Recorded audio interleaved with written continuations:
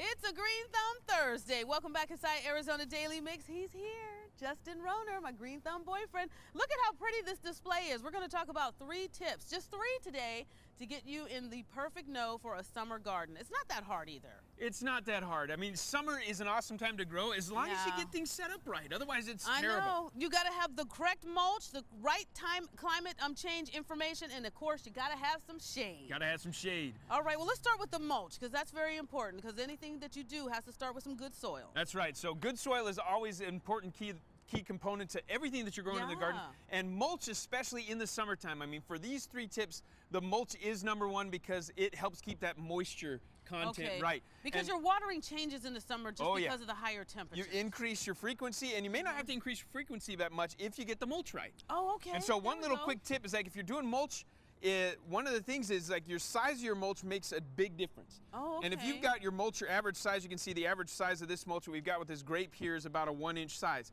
I always go 4 times as deep as I have my average size. So if I've got a 1-inch average mulch, I'm gonna go at least 4 inches of mulch of this variety of mulch to ensure that I get the right effect. Okay. Now, if I have a finer mulch, like this stuff, it's a more of a 1/4 inch, it's much finer, so I can get away with probably just 1 inch, maybe 2, and it will still affect the moisture content. And so if I've got really large chip mulch that's coming in from a tractor, someone's brought in a bunch of stuff for me, that free mulch, usually it's like 4 inches long. And so you're gonna need like 16 inches of that in order to have the right effect. So just be careful with the mulch you get. It's all based on the depth and how those things can stick together in order for it to hold the moisture. And it sounds tricky, but once you get it down, it's like a science. You get it down, it becomes repetitive, and then you don't even think about it. But those are just the key things that you need to remember because it all starts with your soil, your mulch, and your dirt, or else you won't have, plants that look like this. And this is what we want, even in the summertime. All right, it's the climate change. Climate change, no matter what you believe about climate change, it happens in your yard. It happens, yes it does. It's happening in your garden, and if you've got full sun, which is where everybody says to grow your vegetables, that's not the place to be growing at this time of year. See? So it's good to know. Here's a great example. So here's some stevia. If you like stevia, this is a nice sweet herb. So this was a test run that we did. This was actually grown in what we call an E microclimate. So some partial light, it has some filtered light, doesn't really get any direct sun. This was grown in full sun, where the tag says grow in full sun. Oh no, same watering schedules, and it died. Look how sad this, but you can bring it back to life, can't you? Oh, we could bring this one back to life, but we'd have to shift it and move it into a little more different microclimate. So this is another one, good south. We got some sorrel. This is a nice sorrel, same age plant here. This one was put in full sun, it's more stunted growth.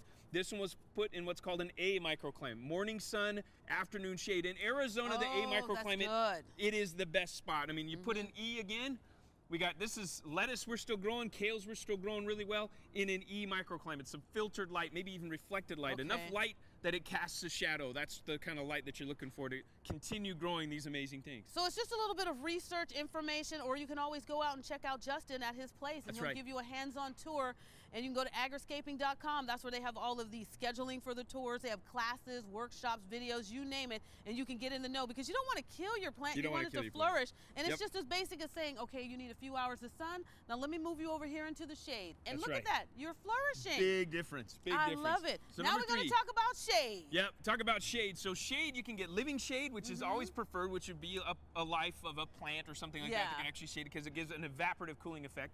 And then these other shade materials, like these ones we have here, these are from my buddies over at Tension.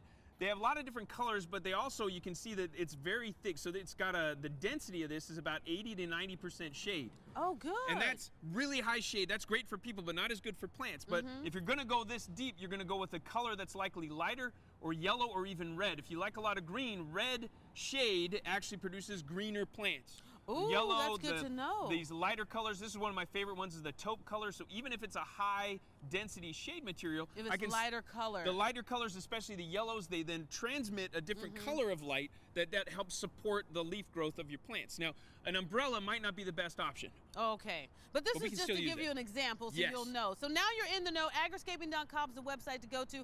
We'll have a link on our website, AZTV.com. More of Arizona Daily Mix when we get back. Ah, you're fantastic.